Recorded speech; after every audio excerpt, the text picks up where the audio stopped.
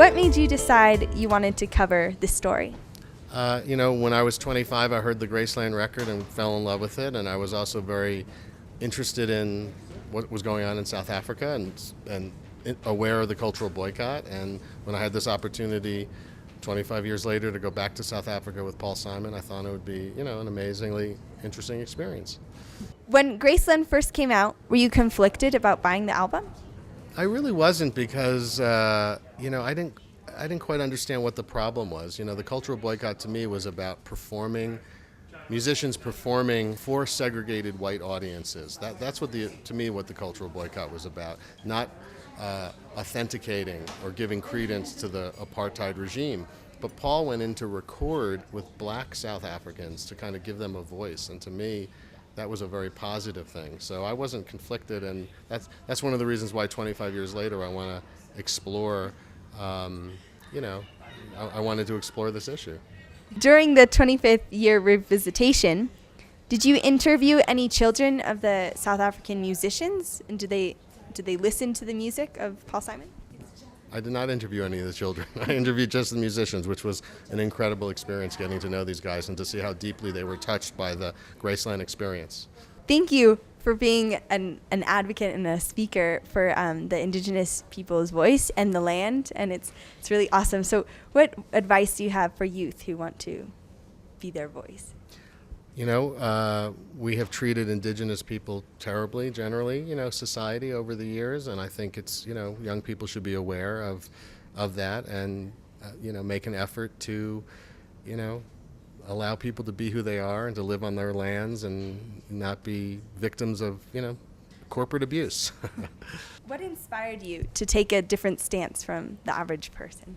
I don't think I'm so different from a lot of people. A lot of people are very caring, but, the first time I went down to the Amazon rainforest and saw just how destructive the extractive industries were, how destructive Western lifestyle can be to Indigenous culture, it just raised an awareness in me. 25 years ago, the term global didn't have the same meaning as today. How does Graceland fit in redefining the term global? I think Graceland was the first example of really making a whole new category of music called world music, taking sounds from different cultures and bringing them together and popularizing them for a Western audience. So it really kind of created this globalization or global approach to music. What was your favorite part about making this documentary? Hanging out with the musicians. These South African musicians were really cool. I had a great time, really talented people, and I just fell in love with the music. What were some of the names of the musicians? Well, you had Hugh Masekela, who's an amazing, legendary South African musician, a trumpeter, Ray Peary, and Isaac Michali from this band called Stimela, Ladysmith Black Mambazo, the leader of which is a guy named Joseph Shabalala. And anybody named Joseph Shabalala is a friend of mine. We had a great time with these guys. They're really special people.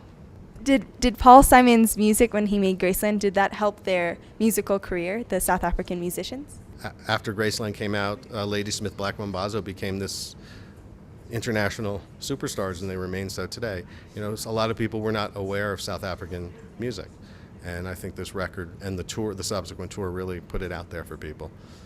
Doing a good job. Thank you. One of the amazing things about the Graceland record is it was really the first time that somebody took South African or African rhythms and laid their own sensibility on top of it. Paul Simon created these backing tracks and these rhythm tracks from different African sources and then put his own stamp on it and put it, today that's how music is made. Back, it was a precursor to hip hop, assembling different sounds and sampling. That wasn't done before, and now it's a way that music is made. So I think today records are made this way all the time. Back then it was kind of revolutionary.